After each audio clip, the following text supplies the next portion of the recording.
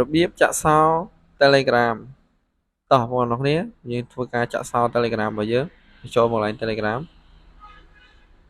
បន្ទាប់មកបងប្អូនគ្នាចូលកន្លែង Setting បាទបន្ទាប់មកទៀតយកកន្លែងពាក្យ Privacy and Security បន្ទាប់មកបងប្អូនគ្នាមើលកន្លែងទី3នេះគេដាក់ថា Passcode and Fake ID អញ្ចឹងបងប្អូនគ្នាចុចកន្លែងហ្នឹងមកបន្ទាប់មកយកកន្លែង Turn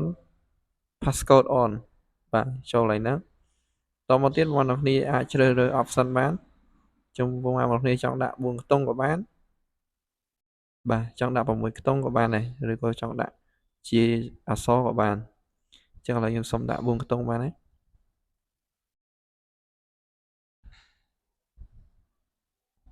បាទអញ្ចឹងនៅពេលដែលយើងបើកហើយយើងចុច unlock fake ID មកបាទបន្តមកបងប្អូនគ្នាចុចបកមកក្រោយវិញជាការស្រេចអរគុណបងប្អូនគ្នាជួបខ្ញុំនៅវីដេអូក្រោយទៀត